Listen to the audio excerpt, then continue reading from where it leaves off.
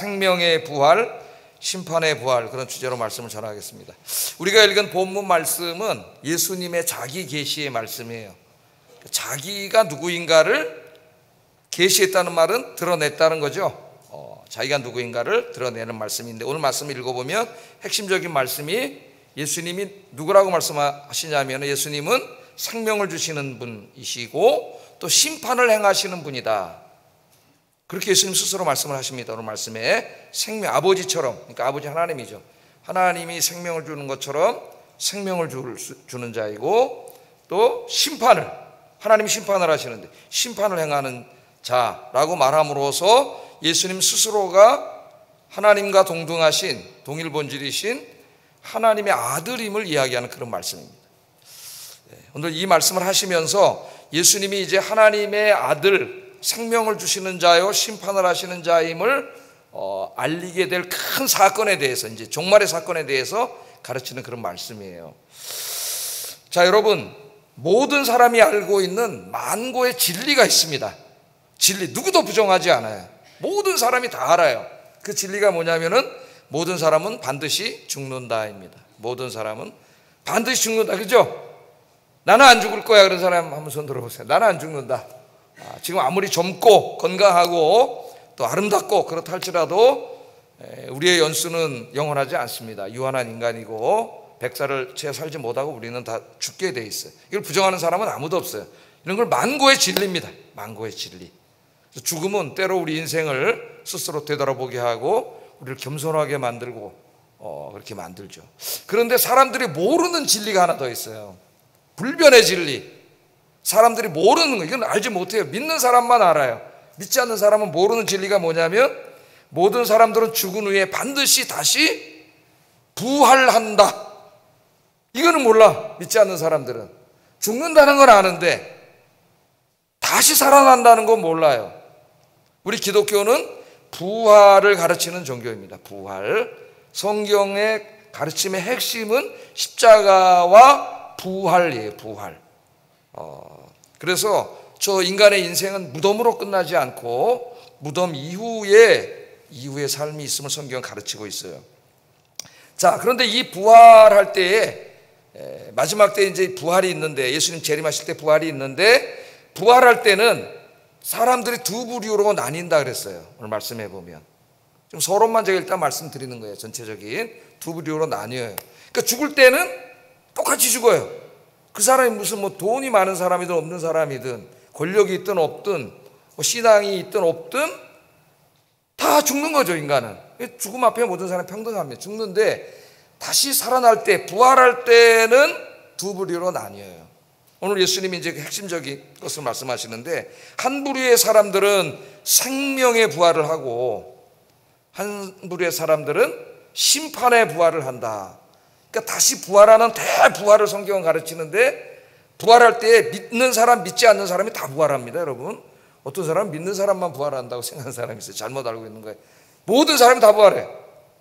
그런데 부활할 때 모양이 달라요. 한 부류의 사람들, 즉 이건 뭐 우리가 다 알고 있죠. 예수 믿고 구원받아서 영생을 얻은 사람들은 생명을 얻어, 부활해서 생명을 얻음으로 영원히 살게 되고, 믿지 않는 자들은 부활하는데 영생을 받지 못해, 생명을 받지 못함으로 어떻게 돼요? 영벌에 처하게 된다. 오늘 예수님이 말씀을 하시면서 이 모든 일을 행하는 이가 하나님께 모든 권한을 이임받은 자신이라고 가르치는 말씀입니다. 그러니까 우리의 구원과 우리 인생의 모든 일들이 다 누구와 관계가 있어요? 예수님과 관계가 있는 거예요. 예수님. 여러분 인생의 제일 중요한 분은 예수님이에요. 예수님. 그럼 한번 좀 오늘 본문을 제가 서론적으로 말씀을 드렸고 한번 좀 점검해 보겠습니다. 자, 요한복음 5장 전체 말씀을 보세요. 오늘 세 번째 시간인데, 요한복음 5장은 뭘로 시작합니까? 예수님이 안식일 날 38년 동안 고통받던 사람들을, 고통받는 사람을 치료해 주셔, 고쳐 주셔가지고 그에게 안식을 주시는 이야기로 그렇게 시작이 됩니다. 그랬더니 유대인들이 이것을 보고 어떻게 했어요? 화를 내면서 예수님을 박해하기 시작했어요. 왜 박해했습니까? 유대인들에게는 율법이라는 게 있는데, 율법은 뭐 그냥 인간이 막 만들어 놓은 건 아니에요. 구약 성경을 자기들 나름대로 해석해가지고 613개 법령을 만들었다 그랬죠. 그러니까 우리나라로 말하면 헌법이나 마찬가지예요. 종교사회이기 때문에 거기는 그걸 지켜야 되는데, 그중에 이제 안식일과 관련된 법률이 39개 있다고 지난 시간에 공부했죠. 안식일 날은 그들은 아무것도 하면 안 된다, 하나님이 하지 말라 그랬기 때문에 노동하면 안 된다, 그런 교리를 가르치고 안식일 날 아무것도 안 했는데, 그중에 하지 말아야 될 것 중에 하나가 병을 고치는 거. 병을 고쳐도 뭐 한 거예요? 노동을 한 거예요. 병을 고치는 거는. 그러니까 다음 날 고치지 안식일 날 하지 마라. 근데 예수님이 의도적으로 안식일 날 많이 고치셨어요, 병을. 그랬더니 네가 안식일을 범했다고 막 예수님을 박해했다는 내용이 나옵니다. 그죠? 그러니까 자기를 박해하니까 예수님이 이들에게 하신 대답이 5장 17절, 지난 시간에 공부했던 이 내용입니다. 다시 한번 읽어보겠습니다. 시작. 나도 일한다 하시매, 예수님이 뭐라 그래요? 내 아버지께서 일하신다. 내 아버지가 누굽니까? 하나님이시죠. 하나님이 안식일 날 아무것도 안 하고 무노동으로 이렇게 쉬시는 게 아니라 지금 하나님이 일하고 계신다는 거예요. 왜? 인간이 죄를 지음으로써 안식이 깨졌어요, 인간에게. 그래서 하나님이 그 안식을 다시 회복시켜 주시려고 하나님이 일하시는 거예요, 우리를 위해서. 하나님 지금도 열심히 일하시고, 그래서 예수님이 나도 안식일 날 하나님이 일하시니까 일한다. 안식일 날은 손발 묶어놓고 아무것도 안 하는 날이 아니라 안식을 잃은 사람들에게 안식을 주는 날이다. 그래서 제가 지난주일 주일날 우리가 영과 진리로 예배를 잘 드릴 때에 하나님의 치유의 역사가 일어난다 그랬어요. 치유는 꼭 무슨 내 몸의 병만 난 것을 의미하는 게 아니라 전인적인 치유라 그랬죠. 내 마음과 영과 모든 내 삶의 부분들이 회복되는 거예요. 회복. 그 회복됨에 분명한 증거로 우리에게 찾아오는 게 샬롬이 임하는 거라 그랬죠. 하나님의 평화, 평강. 예배 드리는데 은혜 받을 때 어때? 내 마음이 걱정, 근심이 싹 사라져. 그게 뭐 하고 있는가? 지금 치유되는 거예요. 하나님 치유하시는 거예요. 여러분의 예배가 그런 예배가 되길 바랍니다. 예배 시간에 와서 치유가 되겠어요? 안 되겠어요? 안타깝죠. 그래도 교회도 안 오고 집에서 잘 수도 있는데, 또 교회 와서 좋으니까 그나마 안 오는 것보다는 나은데, 이왕 온 김에 하나님이 계신 이곳에 와서 안식을 누리시기를, 안식을 회복하시기를 주의 이름으로 축복합니다. 자, 그런데 여기서 또 문제가 생겨요. 이제 오늘 본문에 보면 더 큰 문제가 생깁니다, 유대인들하고. 예수님이 뭐라 그랬냐면 하나님을 뭐라고 불렀어요?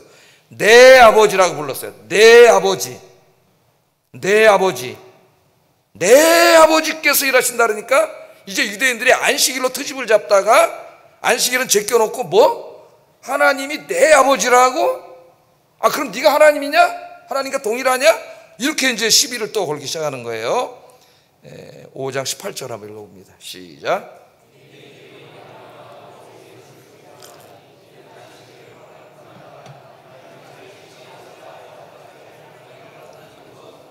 그러니까 예수님이 하나님을 내 아버지라고 부르는 것을 유대인들은 어떻게 이해하는 거예요? 하나님과 자기를 동등한 존재로, 동일한 존재로 여기는 것으로 이해한 거예요. 그건 맞습니다. 예수님이 그렇게 말씀한 거예요. 그런데 그들은 예수님을 믿지 않아요, 하나님의 아들임을.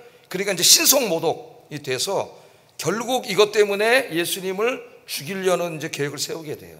예수님 결국 이것 때문에 죽게 되는 거죠. 하나님을 내 아버지로.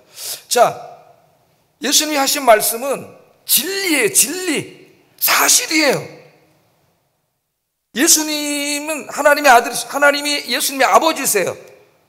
진리를 말하는데 저 사람들이 그 진리를 믿지 않기 때문에 예수님 죽이려고 그러는 거예요. 우리 인간 세상에서 흔히 벌어지는 일입니다. 사악한 인간들에게 진리를 말하고 진실을 말하는데 그걸 부정하는 자들이 진리를 말하는 사람을 죽이려고 하는 것이 불의한 사회 속에 종종 벌어지는 일입니다. 자, 유대인들도요, 이스라엘 사람들도 하나님을 아버지라고 불렀어요. 그런데 그들이 하나님을 아버지라고 부르는 것은 이제 언약 신학 속에서 비유적인 아버지입니다. 이스라엘 백성들은 언약 백성이죠. 언약 그러니까 언약이 뭔 뜻입니까, 여러분? 하나님이 많은 민족들 중에 아브라함과 후손들을 택하셨잖아요. 그래서 그 백성으로 삼으시면서 언약을 맺으셨는데, 아브라함과 맺은 언약이 이제 출애굽기에 보면은 아브라함 후손들이 민족들과 다시 맺게 돼요. 시내산 앞에서. 그 핵심이 뭐예요? 나는 네 하나님이 되어줄게. 너는 내 백성이 되라. 하나님의 백성이 된 타락한 백성을 하나님의 백성으로 이스라엘 백성들 삼아주신 것이죠. 그래서 그 하나님이 내가 너희 하나님 되어줄게. 이게 핵심이죠. 가장 큰 영광이고 축복입니다. 하나님이 나의 하나님이 되어주신다는. 근데 하나님이 우리의 하나님 되어주심이 무슨 의미가 있느냐, 우리 인생에. 그것을 가르쳐 주시기 위해서 언약적인 그 메타포를 사용하세요. 그래서 때로는 하나님이 우리의 목자가 되어주신다. 목자처럼 돌봐주시고, 또는 왕이 되어주시기도 하고, 때로는 남편처럼 돌봐주기도 하시고, 이렇게 이제 그 언약의 메타포들입니다. 이게 다. 그 중에 하나가 가장 중요한 게 우리의 아버지 되어주심이에요. 아빠 되어주심. 근데 사실은 또 우리를 창조하셨기 때문에 우리 아빠이시기도 한 거죠. 예?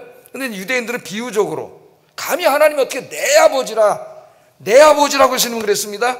그럼 내 아버지니까 친아버지가 되는 거고, 그럼 하나님의 친아들이니까 하나님이 되는 거잖아요. 예수님도. 그러니까 유대인들이 이걸 바로 이해를 했는데 믿지 않기 때문에 네가 하나님과 동등이냐 그런 거예요. 예수님은 내가 하나님의 아들, 하나님과 동일한 하나님이다 하는 것을 얘기한 건데 이들이 믿지 않는 것이죠. 이들이 믿지 않아요. 자, 그래서 오늘 본문에 보면 예수님 믿지 않습니다. 자, 인간이 죄짓고 타락한 다음에 계속 죄짓고 우상 숭배하러 지옥에 가게 돼 있어요. 영벌에 처해지게 돼 있는데, 우리 하나님이 너무나 불쌍히 여기시고 우리들을 사랑하셨잖아요. 그래서 우리를 구원하시기 위해서 외아들을 보내주셨어요. 외아들이 이 땅에 우리 대신 죄의 형벌을 다 받고 십자가에서 죽으심으로 우리 죄를 사하시고 구원하시기 위해서 오셨습니다. 그분이 예수님이에요. 그런데 그 예수님이 오셔서 그 모습이 하나님, 누가 봐도 하나님이시네, 그런 모습으로 오신 게 아니라 2000년 전에 어떻게 오셨어요? 인간이 태어나는 것과 똑같은 방식으로 여인의 몸을 빌어서 아기의 모습으로 오셨어요. 그러나 그 잉태가 성령으로 잉태된 것이죠. 성령, 인간이 아니라 하나님의 권능으로 잉태되어서 태어났습니다. 그러니까 사람들이 몰라요, 예수님을. 예수님이 하나님의 아들 구원자이라는 거, 영생을 주시는 분임을 믿어야, 알고 믿어야 죄사함 받고 구원을 받는데 믿지를 않아. 믿지를 않으니까 이제 오늘 본문에 예수님이 뭐라고 말씀하시냐면 이제 직접 말씀하시는 거예요. 19절 20절 한번 읽어보겠습니다. 시작.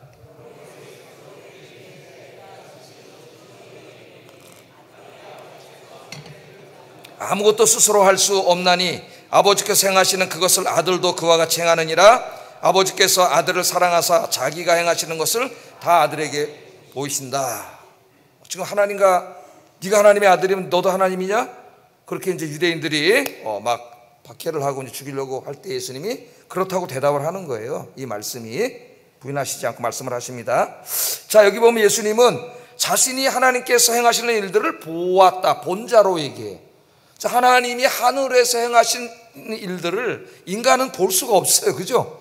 우리가 하나님이 하늘에서 행하시는 일들을 어떻게 봐요? 하나님이 하늘에서 행하시는 일들을 내가 봤다고 얘기하는 것은 바로 예수님이 하나님과 함께 있었다는 것이죠. 거기. 예? 하나님의 아들임을 이야기하는 것입니다. 이 말씀 속에 예수님의 입으로 자기 계시를 하는 거예요. 두 번째, 예수님께서 행하시는 일들은 모두가 내 스스로 내 마음대로 한 게 아니라 하나님께서 행하시는 일들을 보고 그 하나님이 행하시는 일들을 내가 행한 거다. 그렇게 이야기함으로써 바로 자신이 인간이 아니라 하나님의 아들, 하나님과 동일 본질이심을 예수님 말씀하십니다. 우리는 삼위일체 하나님을 믿는다는 거 뭐 다 알고 있죠, 여러분들이. 그럼 예수님이 이 땅에 와서 하나님이 행하시는 일들을 보고 하나님이 행하시는 일과 같은 일들을 행하신 게 뭐예요? 요한복음 안에서 읽어보면, 오늘 문맥에서 보면은 38년 된 병자를 치료해 낫게 해주신 거죠. 고쳐주신 거예요. 인간이 그런 일을 할 수 없습니다. 자, 좀 더 넓은 요한복음 전체 문맥을 한번 보요. 전체 문맥을 보면은 가나의 혼인잔치에서 물로 포도주를 만들므로 잔치집 주인의 곤경을 구해준 거예요. 인간은 물로 포도주를 만들 수 없어요. 인간이 할 수 있는 일이 아닙니다. 또 죽을 병에 걸린 왕의 신하의 아들을 예수님께서 고쳐주셨어요. 또 이제 요한복음 계속 읽다 보면 소경의 눈을 뜨게 하시고 죽은 지 4일이나 된 나사로를 살려주시는 이야기도 나오고, 또 오병이어의 기적을 일으키는 이야기도 나옵니다. 이 일 하나 누구도 인간이 할 수 있는 일이 아니에요. 다 예수님 뭐라 그래? 하나님이 하시는 일을 내가 한 거라 그러잖아요, 지금. 예수님께서. 그럼으로써 자신이 누구인가를 믿지 않는 사람들에게 안타까운 마음으로 얘기하는 거예요. 지금 자기들 구원하러 오신 예수님이 여기 와서 자기들 앞에 얘기하고 있는데 안 믿어. 안 믿어. 응? 예수 믿으면 죄사함 받고 구원받는다고 우리가 그렇게 전도하는데 이 어리석은 사람들이 안 믿어요. 믿질 않아. 이 똑같은 거예요. 똑같은 거예요. 자, 또 요한복음 마지막에 보면 더 놀라운 일이 벌어지는데 예수님이 십자가에서 죽으셨다가 3일 만에 사망의 권세를 깨뜨리고 어떻게 해요? 다시 부활하시죠. 인간이 죽었다가 살아날 수가 있나요? 그 결정적인 하나님이란 증거가 부활하심이에요. 부활하심. 예수님이 부활하셨습니다. 자, 인간은 이런 일들을 할 수 있어요, 없어요? 없습니다. 인간은 이런 일들을 할 수가 없어요. 인간은 자연의 법칙, 자연 법칙은 누가 만들었어요? 하나님 만드셨죠?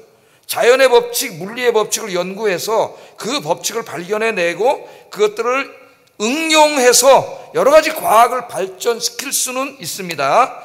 그러나 그 법칙을 넘어서는 일을 할 수는 없어요. 그러나 하나님은 누구세요? 하나님은 이 우주를 만드시고 이 우주 안에 자연의 법칙, 물리의 법칙, 중력의 법칙을 다 만드신 분이. 그러므로 하나님은 언제든지 자신이 만든 법칙을 초월해서 역사할 수 있어요. 이 자유주의 신학자들이 뭐라 그래? 예수님이 물 위를 걸어갔다니.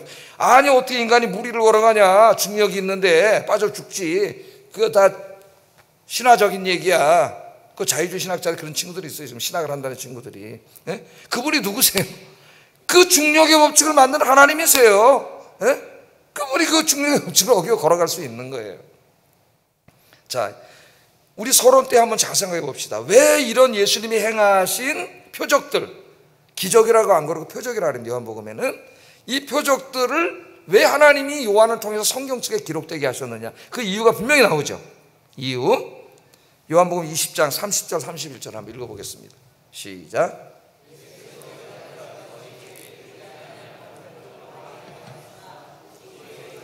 너희로 예수께서 하나님의 아들 그리스도이심을 믿게 하려 함이요 또 너희로 믿고 그 이름을 힘입어 생명을 얻게 하려 함이니라. 여기 인간이 할 수 없는, 하나님이 아니라면 할 수 없는 이 엄청난 일들을 예수님이 하셨는데 그걸 왜 요한복음에 기록해서 지금 여기 여러분이 성경책을 읽고 제가 설교를 하게 했느냐, 그 목적이 분명히 하나님이 뭐예요? 그 예수님이 그냥 마리아와 요셉의 아들 인간 예수가 아니라 누구라는 거예요? 하나님의 아들 그리스도, 그리스도는 메시아라 말이라 했죠. 하나님의 아들 메시아임을 알게 하고 믿게 하여 뭘 얻게 하려고? 영생을 얻게 하려고 기록했다는 거예요, 이 말씀을. 그래서 요한복음을 읽고 예수님을 영접하는 사람들이 많이 있습니다. 여러분들은 이미 다 영접하신 분들인 줄로 믿습니다. 요한복음 강해 듣는 중에 이 믿음이 흔들리지 않고 더 굳건해지시기를 주의 이름으로 축복합니다.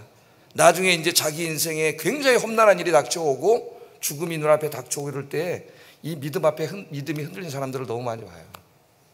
믿음 생활을 잘하는 줄 알았는데 헛개비 믿음인 거예요, 여러분. 여러분의 믿음이 흔들리지 않는 진짜 믿음의 사람들이 되기를 주의 이름으로 축복합니다. 네. 그런데 오늘 놀라운 거는요, 이제 오늘 핵심적인 게 예수님이 그거보다 더 큰 일을 내가 하나님의 아들이라는 것을 보여주는 더 큰 일을 행할 거라 그랬어요. 근데 그거는 이제 종말론적인 미래에 속한 일을 오늘 예수님 말씀을 하고 있어요. 더 큰 일, 20절에 보면 20절 하반절에 또 그보다 이보다, 이것도 엄청난 일이죠. 오병이어의 기적, 죽은 자를 살리시. 그런데 더 큰 일을 행하게 될 거다. 이게 이제 우리 기독교의 소망이고 성경의 약속인데요. 20절 하반절에 보면 또 그보다 더 큰 일을 보이사 너희로 놀랍게 여기게 하시리라 예수님 말씀하셨어요. 그럼 그 일이 뭐냐? 그 내용이 21절부터 29절입니다. 더 큰 일. 그 더 큰 일의 핵심이 뭐냐면은 죽은 모든 사람들을 다시 내가 살린다는, 부활하게 한다는 거예요. 부활. 21절 한번 읽어봅니다. 시작.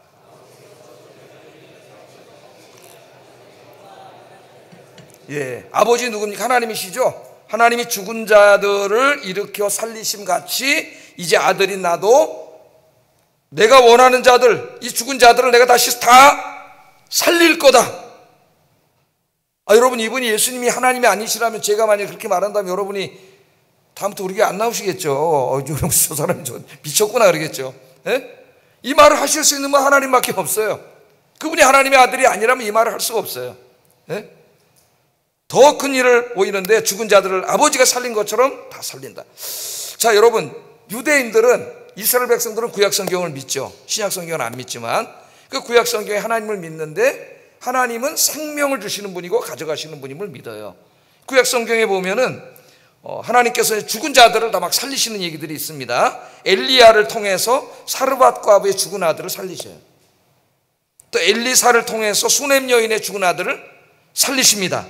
그래서 이를 토대로 유대인들은 하나님께서 마지막 때가 되면은 모든 의인들을 다시 부활시킨다고 믿었어요. 부활시킨다고. 그게 이제 그 바리새파 유대인들과 그들의 영향을 받은 유대인들의 신앙이에요. 물론 사두개파는 믿지 않았습니다. 사두개파는 내세와 부활을 믿지 않는 사람들이에요. 그러니까 예루살렘 교회는 저 대제사장을 비롯한 제사장들은 내세를 믿지 않는 사람들이에요. 근데 대부분의 유대인들은 바리새파 영향을 받고 이걸 믿었습니다. 그 이제 유대인들의 신앙이 나타나는 게 요한복음 11장 24절 한번 읽어보겠습니다. 시작. 다시 살아날 줄을 내가 아나이다. 이거 언제 하신 말씀이에요? 이 사람의 이제 마르다의 동생 나사로가 죽었어요. 죽은 지 4일이 지났습니다. 시체 썩는 냄새가 벌써 나요. 그런데 예수님 살려주겠다 그랬어요. 무덤에 가자 살려주겠다 그랬더니 마르다가 예수님 막으면서 할 말이 이 말이죠. 예수님, 마지막 때에 죽은 자들이, 의인들이 부활할 때에 다시 부활한다는 것은 내가 믿습니다. 그런데 지금 죽은 지 4일이 됐는데 어떻게 지금 다시 살아납니까? 이 얘기를 한 거예요. 그러니까 이 마르다의 신앙을 보면 경건한 유대인들의 신앙에 마지막 날 부활할 때에는 다시 살아날 줄을 믿는다. 이 신앙이 있는 겁니다. 유대인들. 그죠? 여기 나타나잖아요. 자, 이 예수님께서 이 말씀을 하셨습니다. 다시 살리실 것이다. 그렇게 말씀을 하셨어요. 그러니까 이거는 뭘 말하는 겁니까? 마지막 때에 죽은 자들을 살리는 건 유대인들이 누구밖에 없으니까 하나님만 하시는 일이지. 그런데 예수님이 지금 자기가 한다 그러니까 이게 점점 더 점이 가격이 유대인이 볼 때는 그럼 자신을 하나님이라고 얘기하는 거잖아요. 예수님께서 그 예수님 말씀하신 거예요. 하나님이라고 말씀하신 겁니다. 그러니까 이제 더욱더 이때부터 예수님 죽이려고 계획을 이들이 세우기 시작했습니다. 자, 여러분 여기서 우리가 하나 생각해야 되는데 예수님이 하나님의 아들 메시아임을 부인하는 모든 사탄 세력의 뿌리는 유대인들이에요. 유대인들.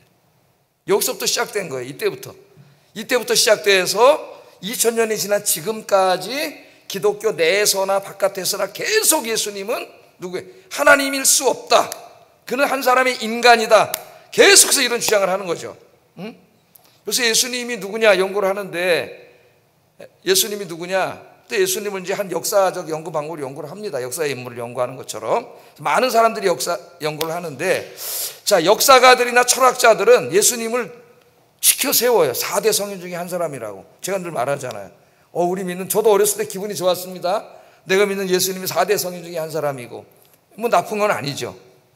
또 늘 가난하고 소외된 사람들과 함께 했던 그런 훌륭한 인간이고, 또 도덕적으로 선하게 살았던 가장 모범적인 인간. 심지어는 원수를 사랑하라고 가르쳤던 분. 오른뺨을 때리면 왼뺨을 내주라고 가르쳤던 정말 훌륭한 분이다. 거기까지는 오케이. 교회 안 다니겨도 다 거기까지는 오케이. 예수님의 감동받고 20세기 최고의 무신론자인 철학자 버트란트 러셀도 거기에 원수를 사랑하라는 예수님의 말 속엔 숙연해졌어요. 인간이 할 수 있는 일이 아니기 때문에. 그런데 그 예수님이 단지 모범적인 인간만이 아니라 여러분을 구원하는 메시아입니다. 구원자입니다. 그러면 얼굴이 시뻘개져 핏대를 세우면서 말도 안 되는 소리 하지 말라고. 어떻게 마리아와 요셉의 아들이고 로마에 십자가에서 죽은 걸 우리가 다 알고 있는데 무슨 하나님의 아들이냐고. 부활은 얘기하잖아요. 부활한 것에 대해서. 부활을 안 믿으니까 이 사람들이 막 그렇게 얘기를 해줘. 여러분 한번 생각해 보세요. 왜 그럴까요? 왜 그럴 것 같아요? 그 사람들 대부분 공부 많이 한 사람들이에요. 학자들이에요. 그 사람들이 적극적으로 막 반대하는 사람들이. 근데 왜 그럴까요? 성경은 가르쳐 줍니다. 고린도후서 4장 4절 한번 읽어보겠습니다. 시작.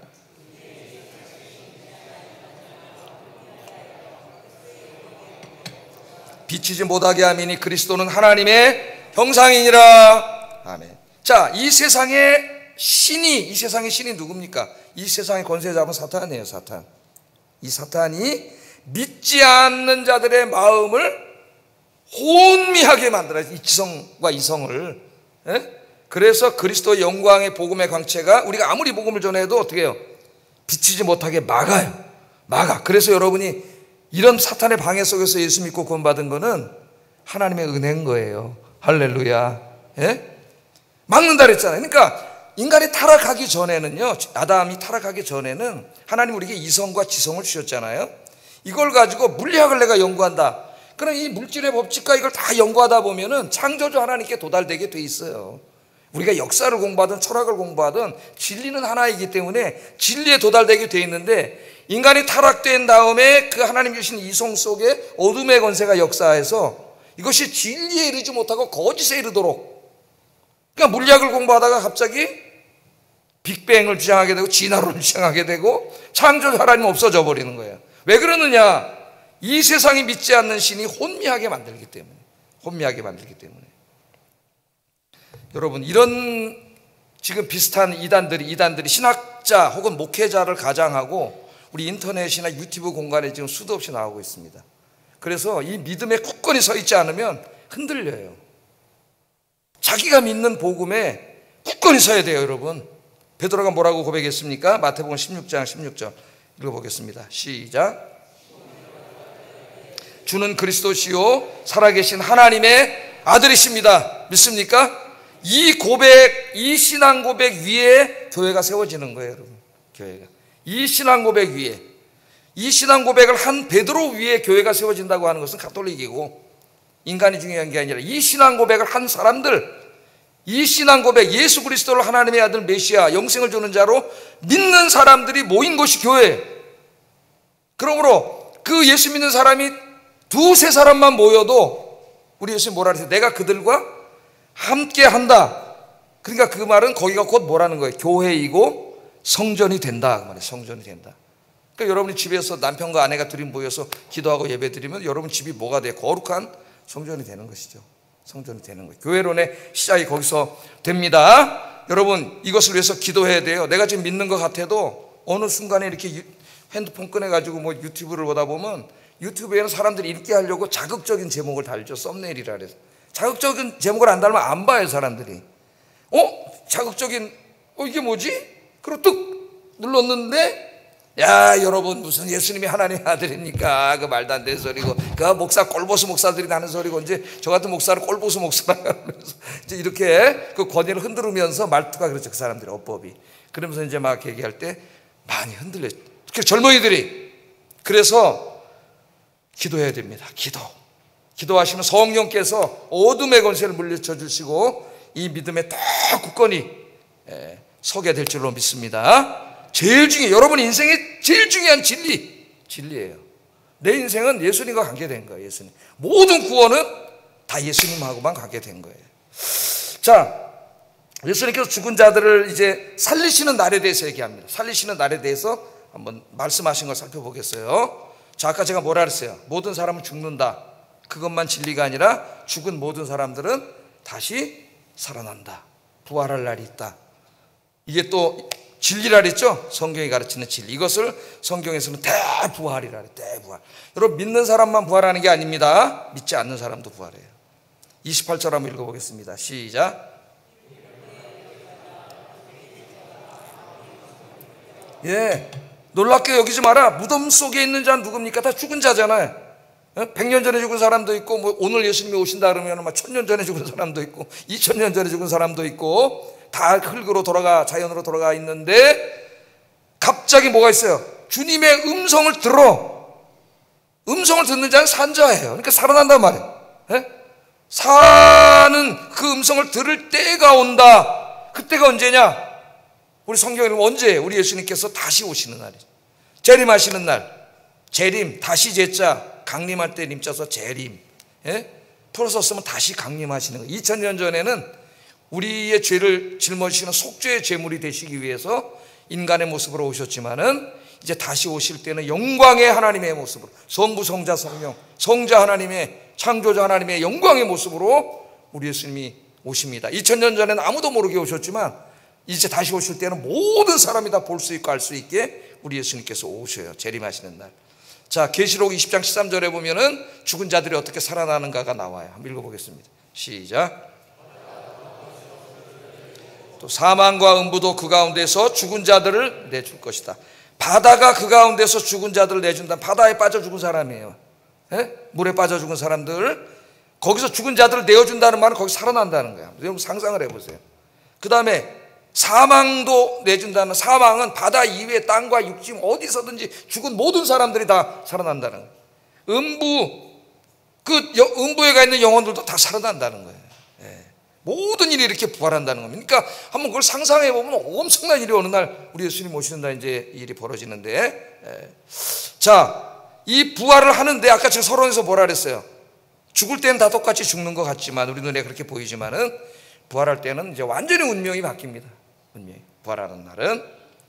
그래서 두 부류로 완전히 나누는데, 한 부류는 생명의 부활을 하고 한 부류는 심판의 부활을 한다. 우리 예수님이 이렇게 말씀하셨죠? 29절 한번 읽어보겠습니다. 시작.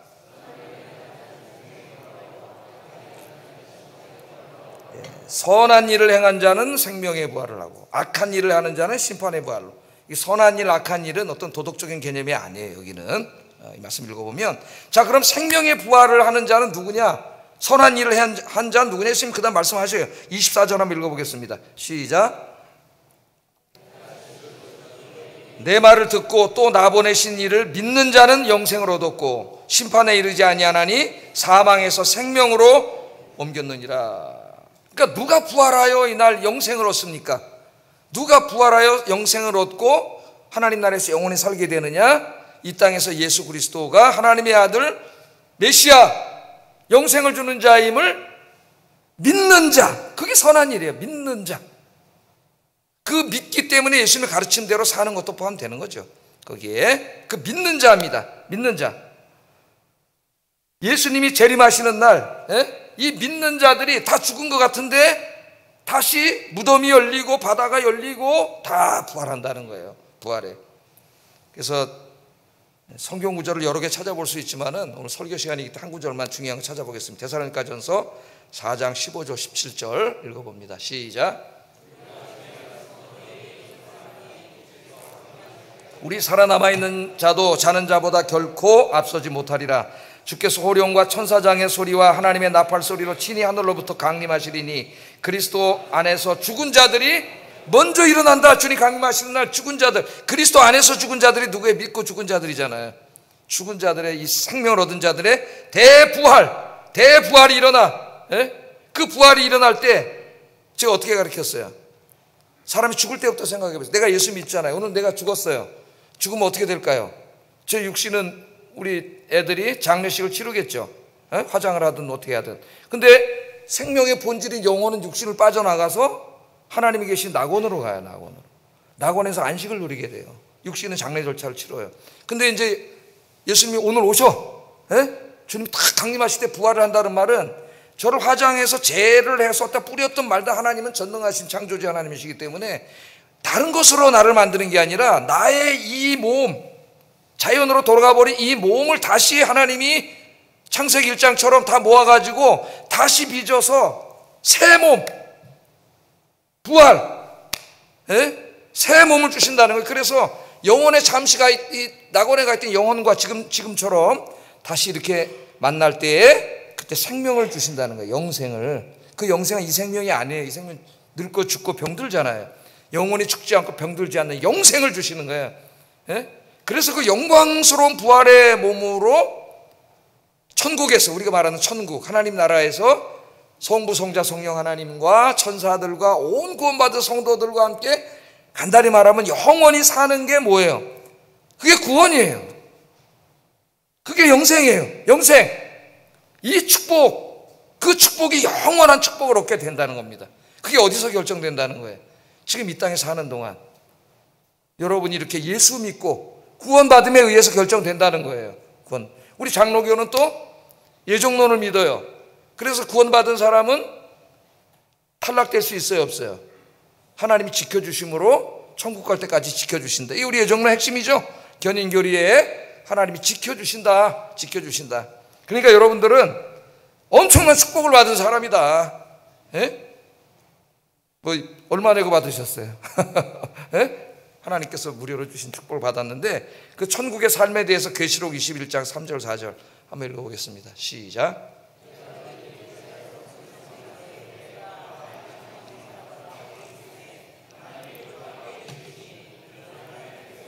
하나님은 친히 그들과 함께 계셔서 모든 눈물을 그 눈에서 닦아주시니 다시는 사망이 없고 애통하는 것이나 곡하는 것이나 아픈 것이 다시 있지 아니한 일이 처음 것들이 다 지나갔습니다. 인간의 죄로 인해서 발생한 죄와 죽음과 질병과 고통과 슬픔과 눈물과 갈등과 미움과 이런 게 없어요, 천국에. 그래서 천국에는 누구를 미워하는 사람 천국에 합당하지가 않아요. 왜? 거기는 미움이 없어요. 들어갈 수가 없어. 예? 그 천국에서 살고 싶지 않으세요? 이런 나라에서? 예? 여러분들은 이것을 약속받은 거예요. 약속. 이 약속은 취소되지 않는, 성령님이 보증해 주시는, 늘 감사하며 사시기를 주의 이름으로 축복합니다. 세상에 소망 두지 말고, 세상에 집착하지 말고 하나님 나라 소망 두고 사시기를 주의 이름으로 축복합니다. 그러나 이 영광스러운 날, 최고 인생이 불행해지는 사람들은 끝까지 하나님의 사랑을 거부하고 예수님을 믿지 않은 사람, 그리고 계속 죄를 짓고 악을 행하면서 산 사람들은 29절에 있듯이 악한 일을 행한 자는 심판의 부활을 받게 됩니다. 그래서 아까 계시록 20장 13, 15절 다시 보면은 바다가 그 가운데서 죽은 자들을 내주고 또 사망과 음부도 그 가운데서 죽은 자들을 내주매 각 사람이 자기 행위대로 심판을 받고 사망과 음부도 불못에 던져지나니 이것은 둘째 사망 곧 불못이라. 누구든지 생명책에 기록되지 못한 자는 불못에 던져진다. 불못은 뭐예요? 불로 된 연못이란 말이에요. 연못은 물로 되어 있잖아요. 근데 불로 된 연못 불구덩이란 말이에요. 물론 상징적인 언어입니다. 그러니까 여기 지옥은 엄청난 형벌의 장소라는 거예요. 고통의 장소.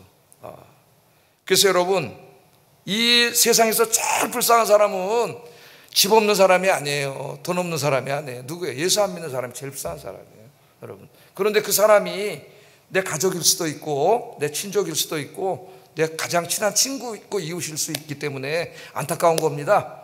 예? 그래서 여러분, 오늘부터 돌아가셔서 열심히 전도하시기를 주의 이름으로 축복합니다. 여러분이 만나는 그 사람의 영혼이 여러분에게 달려있어요.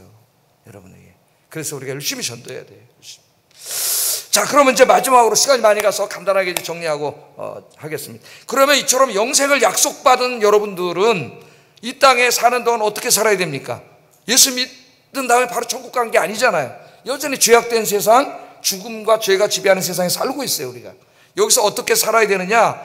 그러면 아무 일도 하지 않고 기독교인들은 저 천국만 바라보면서 예수님 다시 오는 것만 바라보면서 매일 교회에만 오고 기도원에 가 있고 이래야 되느냐? 그건 이단들이 그렇게 가르치는 거예요. 이단들이. 성경 그렇게 가르치지 않습니다. 정말 주님을 사모하며 천국을 사모하고 영생을 사모하는 사람들은 어떻게 사느냐? 딱 두 가지만 제가 말씀드리면, 첫째는 뭐라 그랬느냐? 그 영생 얻게 될 그 부활의 날을 바라보면서 주의 일에 더욱 힘쓰라, 이렇게 말을 했습니다. 고린도전서 15장 58절 읽어봅니다. 시작. 항상 주의 일에 더욱 힘쓰는 자들이 되라. 이는 너희의 수고가 주 안에서 헛되지 않은 줄을 알미니라. 그러니까 이제 천국에 가면 하나님 갚아주신다는 거예요. 그래서 영생을 얻은 자들은 맨날 다시 오실 주님만 바라보고 사는 게 아니라 그 주님을 바라보는 건 맞아요. 사모하면서 소망 두고 이 땅에서 그 주님이 명령하신 주의 일을 열심히 해. 근데 오늘 본문 문맥에 의하면 전도를 열심히 해야 되는 거죠. 전도를, 생명을 구하는 일을 열심히 해야 된다. 두 번째는 우리 삶의 문제입니다. 베드로를 통해서 하나님 이렇게 말씀하셨어요. 베드로서 3장 12절 14절. 그리고 마지막 말씀 다 읽어보겠습니다. 시작.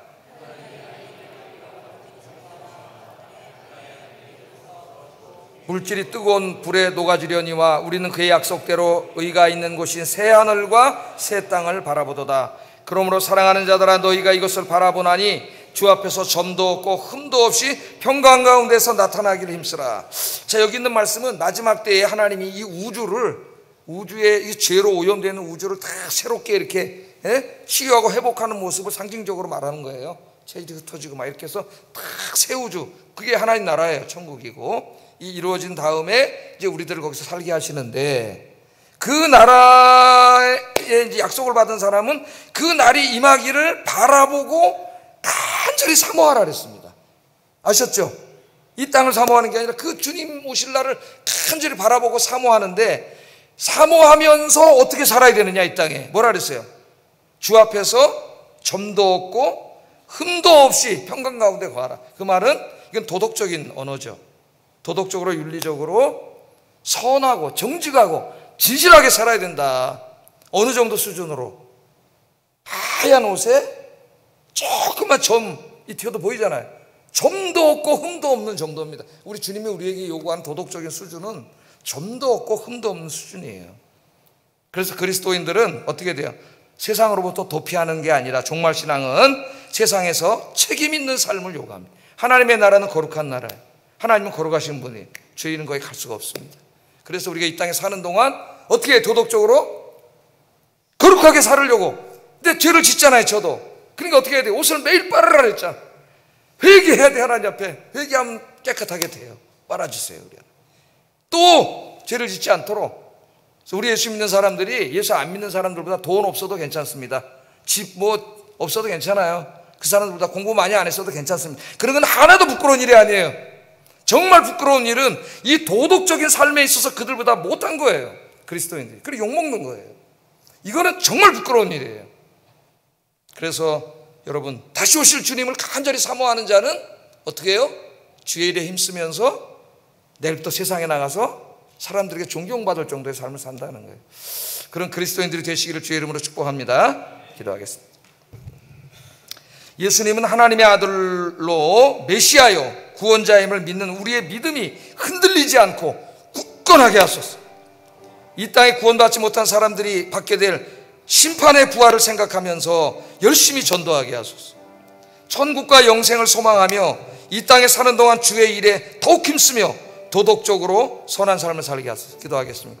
사랑하신 아버지 하나님, 감사합니다. 오늘 이 귀한 말씀을 통하여 예수 그리스도가 누구인가를 우리에게 분명히 가르쳐 주시고, 예수님이 바로 하나님이 우리를 구원하기 위해 이 땅에 보내신 하나님의 아들 메시아의 구원자, 영생을 주시는 분임을 오늘 깨닫게 하신 거 감사합니다. 이 믿음 위에 굳건히 서서 이 믿음이 흔들리지 않도록 하나님께서 인도해 주시고, 아직 이 주님을 알지 못해 멸망의 길로 가고 있는 심판의 부활을 그 길로 가고 있는 불쌍한 내 주변에 있는 사람들 찾아가서 열심히 전도하여 구원하도록 주님 붙잡아 주시며, 이 땅에 소망 두지 아니하고 주님 재림하시는 날 이 땅에 이루어질 그 영생 천국을 소망하면서 간절히 바라보면서 주의 일에 더욱 힘쓰고 도덕적으로 선하게 살아가는 저희들이 되게 하여 주시옵소서. 예수님 이름으로 기도드립니다. 아멘.